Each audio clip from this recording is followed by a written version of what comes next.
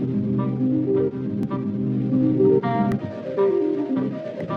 the last video, we talked about the fact that there is unconditional love, that yes, we on a day-to-day basis see a lot of anger and hate and fear, but it doesn't deny the fact that the universe at its source is one of unconditional love, one of pure love, and that the energy of that pure love is more powerful than any distressing behavior or emotion or belief or activity that we see around us.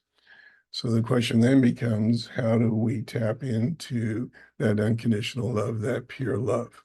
I think the place to start with that is to take on the understanding, take on the belief that there is more to life than meets the eye. Now, that's a truth that has been around for thousands of years in spiritual literature.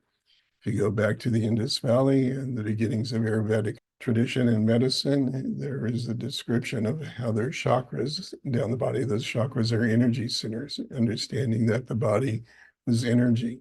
Later on in the Far East with traditional Chinese medicine, there was the understanding that we all have meridians and that energy flows through those meridians.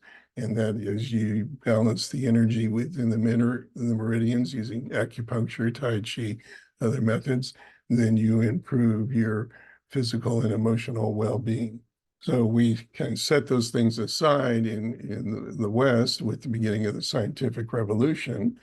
But what's happened over the last hundreds of years is that contemporary science, specifically physics and quantum physics, have demonstrated the truth of what spiritual literature has been teaching us for so long. Within quantum physics, we realize that everything is a form of energy, that what appears to be matter is really just energy vibrating, and we perceive it as being solid.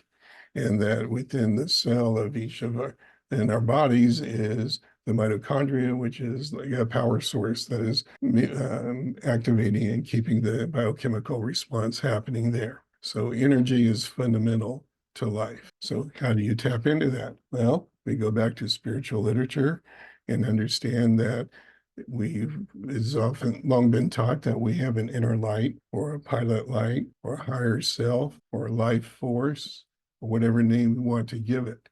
But there is that essence. In part, I think of this as like we're an electric vehicle. And what's happening is that divine spark has come and jump-started our battery. And now we've got to take care of keeping that battery charged. We now know from contemporary physics, really, that we live within an ocean of energy. All around us, everything is energy. The rocks are a form of energy. Weather is a form of energy. So it's a matter of connecting to that. In wrestling with that, I was like, how do we do that? That's where, when I created the Pondera process, I then realized that we could use it to connect to that inner light that we have. And what happened is I was running a small group with about 8 people, and I asked them to just, could you connect to that inner light? And all of them had so much significant emotional trauma in their life that they just couldn't do it. So I said, all right, let's start here. You start with the belief that you have an inner light that you can connect to and that there's a source. And then we use the Pondera process to begin to visualize connecting to that higher source and it animating and empowering their own inner light so that it became brighter and brighter. And that's where the Pondera process for loving light evolved from. So what I'm encouraging you to do is to go to the website empoweredselfhelp.com, go to the freebies, and download the Pondera process for loving light.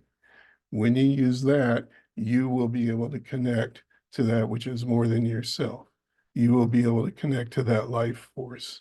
You will be able to do what all the Jedis were doing in Star Wars. They have the force be with you. I encourage you to go ahead and do that.